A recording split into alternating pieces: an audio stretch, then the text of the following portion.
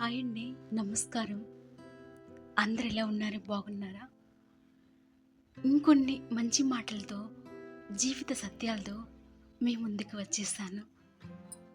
చిన్న చిన్న విషయాలకు, చిన్న చిన్న మాటలకు కన్నీళ్ళు వచ్చే వాళ్ళ మనసు సాఫీగా ఉంటాయంట. బాధ ఎప్పుడు కలుగుతుందంటే, ఎవరి మీదైతే నువ్వు ఎక్కువగా ప్రేమ కలిగి ఉంటావో ఆ వ్యక్తి మనసులో మరొకరు ఉన్నప్పుడు. జనం అంటున్నారు, నువ్వు సంతోషంగా ఎలా ఉంటున్నావు అని. నేను చెప్పాను, ఇతరుల సంతోషం చూసి నేను ఏడవను, అలాగే నా దుఃఖాన్ని ఇతరులకు చెప్పను.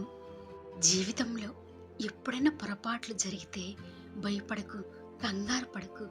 ఎందుకంటే పాలు విరిగిపోతే పన్నీరు చేయడం రాని వాళ్ళే కంగారు పడతారు. ఇతరులు చెడ్డగా ప్రవర్తిస్తే దుఃఖపడతావు, ఇతరులు పొగిడితే సంతోషపడతావు. అంటే నీ సుఖదుఖాల డోరు ఇతరుల చేతుల్లో ఉన్నాయి. ప్రయత్నించు ఆ డోరు నీ చేతుల్లో ఉండేటట్టు. ప్రతి వ్యక్తి వెనక ఒక కథ ఉంటుంది. వాళ్ళు వ్యక్తిత్వాన్ని ఏదో ఒక కారణం ఉంటుంది. బాధ మన వ్యక్తిత్వాన్ని మార్చేస్తుంది. అందరికంటే ముందు క్షమించమని అడిగేవాడు ధైర్యవంతుడు. అందరికంటే ముందు క్షమించేవాడు అందరికంటే బలమైన వాడు. అందరికంటే ముందు మర్చిపోయేవాడు సంతోషం కలిగినవాడు. జనం నీ వెనక నుండి మాట్లాడటానికి 3 కారణాలున్నాయి. మొదటి స్థాయి వరకు రాలేకపోవడం, రెండోది వాళ్ళ దగ్గర లేనిది నీ దగ్గర ఉండడం, మూడవది నీ జీవన శైలిని కాఫీ కొట్టడానికి ప్రయత్నించడం. ప్రపంచంలో మహా చెడ్డదైన జైలు శాంతి లేని ఇల్లు. జాగ్రత్తగా ఆలోచించు. పెళ్లి చేసుకున్నావా లేక ప్రేమిస్తున్నావా? బ్రేకప్ అయినాక నీ బాయ్ ఫ్రెండ్ అవమానించడం, ఇతరుల ముందు అతని విషయాలు బయట పెట్టడం, అలాంటిది వేశావంటే మనిషిగా నువ్వు విఫలం చెందినట్టు. నీ కన్నీళ్లను ఆపకు. అధ్యయనం ప్రకారం వాస్తవంగా ఏడిస్తే నీ లోపల ఉన్న దుఃఖాన్ని, మనసును తేలిక ప్రేరిస్తుంది. జీవితంలో ఎప్పుడైనా ఒక బంధం గురించి ఎప్పుడూ ఏడవకు.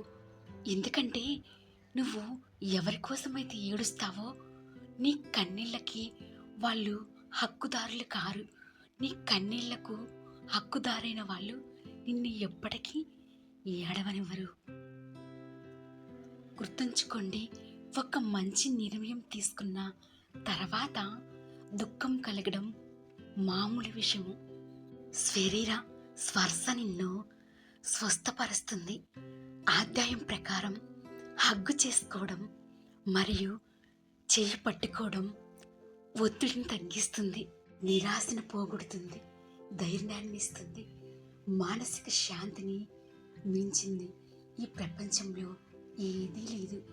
విశ్వాసం లేకుండా ప్రేమ ఉండదు, ప్రార్థన ఉండదు. సమయానికి అనుకూలంగా జీవితం ముందుకు సాగాలి, లేకపోతే జీవితాంతం ఇబ్బందులే. నీతో పాటు నిలబడి ఫోటో దిగిన వాళ్ళు నీ వాళ్ళు కారు.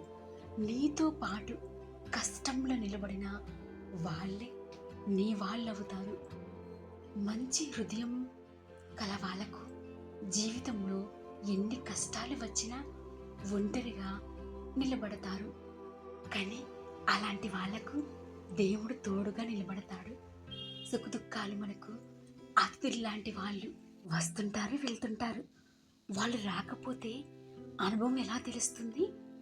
మనిషి గురించి తెలుసుకోవాలంటే ముఖం యొక్క అందం చూసి కాదు, చరిత్ర చూడు. బంగారం కూడా చివరికి వినప డబ్బాలోనే పెట్టేది. బంధం ఇందుకే పాడవుతుంది. కొందరికి మాట్లాడడం రాదు, కొందరికి అర్థం చేసుకోవడం రాదు. నీ బాధకు కారణం ఎవరైనా కావచ్చు, కానీ నువ్వు ఇతరుల బాధకు కారణం కాకూడదు. ఈ జనం చాలా విచిత్రమైన వాళ్ళు. నువ్వు ఎంతగా వాళ్ళను ప్రేమిస్తావో అంతే బాధ వాళ్ళు నీకిస్తారు. కొన్ని మాటలు, కొన్ని జ్ఞాపకాలు నిద్ర రాకుండా చేస్తాయి కదా. ఒకవేళ నీకు ఇష్టమైనది దొరకట్లేదంటే ఒక్కసారి నీకు దొరికిన దాని మీద ఇష్టపడి చూడు. ఇతరులు చేసిన సహాయాన్ని మర్చిపోవచ్చు, కానీ ఇతరులు చేసిన మోసాన్ని ఎప్పటికీ మరవలేను. ఏడ్చి ఏడ్చి మరీ పిలుస్తుంటాము కొన్ని జ్ఞాపకాలను. అయితే నవ్వుతూ బాధను ఎవ్వరూ దాచలేరు. కొంతమందిని చూడంగానే అనిపిస్తుంది వీరితో మాట్లాడటం నాదే తప్పు అని. కొంతమందిని ఇతరులు బాగు చేసే చక్కెరలో పడి తన బాగును మర్చిపోతారు. ఆ దేవుడు మనుషుల మధ్య ప్రేమను సృష్టించాడు, కానీ మనుషులు డబ్బును సృష్టించి ప్రేమను మర్చిపోయేలా చేశారు. ఎవరైతే ఇతరులకు సహాయపడి సంతోషపెడుతుంటారో వాళ్లకు మానసిక ఒత్తిడి చాలా తక్కువగా ఉంటుంది. దీని వలన వాళ్ళ ఆయుష్ కూడా ఎక్కువగా ఉంటుంది. నీకు ఎవరి మీదైతే ఇష్టం కలగదో వాళ్ళని కొరకు ఎంత సహాయం చేసినా నీకేమనిపించదు. సిగ్గు ఎక్కువగా ఉన్న వాళ్ళకు అర్థం చేసుకునే మైండ్ ఎక్కువగా ఉంటుందంట. నువ్వు ఏ వ్యక్తినైనా సలహా అడిగితే మొదటిగా నువ్వు ఆ వ్యక్తికి ఆకర్షించబడతావు. రెండోదిగా వాళ్ళకు దగ్గర అవ్వడానికి ఇది ఒక మంచి పద్ధతి. ప్రేమలో ఎవరికైనా కన్నీళ్ళు వస్తే అర్థం చేసుకో, అది నిజమైన ప్రేమ అని. ఒక అమ్మాయికి బాగా ఇష్టమైన పాట ద్వారా తన మనసులోని మాటలను నీకు తెలియజేస్తుంది. ఎవరైతే నేను బరాయిస్తుంటారో ఆ వ్యక్తి నీ మౌనాన్ని అర్థం చేసుకుంటాడు. మర్యాద మరియు సహాయం అడిగితే కానీ ఇస్తున్నారంటే వాటిని తీసుకోపోవడమే మంచిది. నువ్వు కావాలనుకుంటున్న వాళ్ళు నీతో ఇంతకు ముందులా మాట్లాడలేదా? నిన్ను పదే పదే ఇగ్నోర్ చేస్తుంటే ఏం చేయాలంటే మీరు కొన్ని రోజుల వరకు కాలు మరి మెసేజీలు అస్సలు చేయకండి. తర్వాత చూడండి మీకులాగే వాళ్ళు కూడా మాట్లాడడానికి ఎలా ప్రయత్నిస్తారో.